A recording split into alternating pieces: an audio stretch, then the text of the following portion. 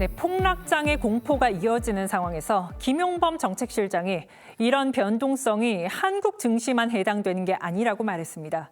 정말 그럴까요? 박한솔 기자와 따져보겠습니다. 박 기자, 정말 우리 말고도 세계 증시의 변동성이 심한가요?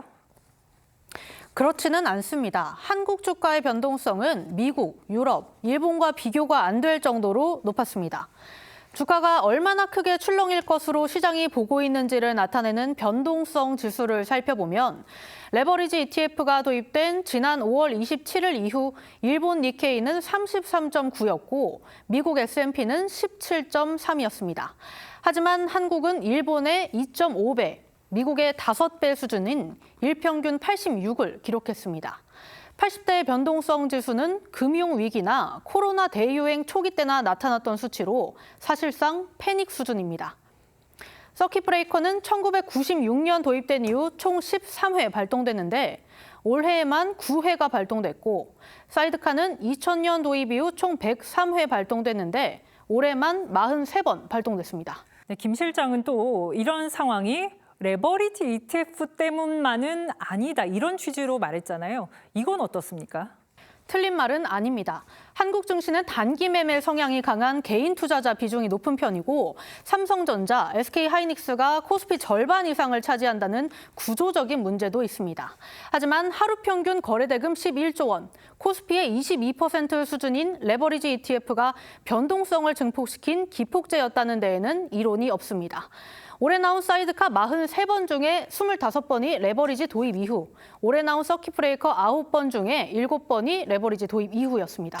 네, 이렇게 우리 증시가 널뛰기를 하고 또 그만큼 손해를 보는 투자자들도 많은 상황인데 국내를 떠나서 해외 시장으로 많이 이동하진 않을지 걱정이 듭니다. 네, 맞습니다. 코스피가 상승세를 타기 시작한 지난 4월 이후 외국인이 109조를 팔 동안 국내 개인과 기관은 각각 79조, 23조 순매수했습니다. 이렇게 우리 증시를 지키던 동학개미들이 계속된 폭락의 미국 주식으로 이동 중인 상황입니다. 7월 한 달 동안 한국인들은 미국 주식을 지난달의 4배인 6조 원어치 사들였습니다. 염려되는 점은 한국에서의 손실을 만회하기 위해서인지 위험성이 큰 세배 ETF 상품 등으로 몰리고 있다는 점입니다. 네, 이렇게 악순환이 반복되는 것 같은데 정부가 그냥 괜찮다, 이렇게 낙관적인 메시지를 내서는 시장은 더 혼란스러울 것 같은데요. 네, 맞습니다. 그동안 김 실장은 1만 코스피를 예측하는 등 지나친 낙관론을 편다고 비판받아왔습니다. 2년, 3년 뒤에는 저는 3강 된다고 봅니다. 시총 기준으로. 저랑 내기하시죠.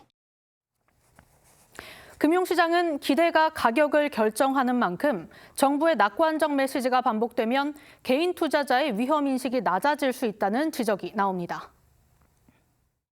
너무 정부 고위 정책 책임자가 이제 낙관적인 발언들을 끊임없이 하니까 이것에 대해서 충분히 생각을 하지 않고 막연하게 신뢰를 하고 그 발언을 묻지마시게 투자를 하는 개인 투자자들이 생길 수가 있고요.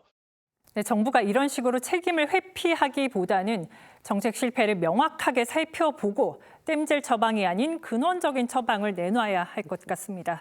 박 기자, 잘 들었습니다.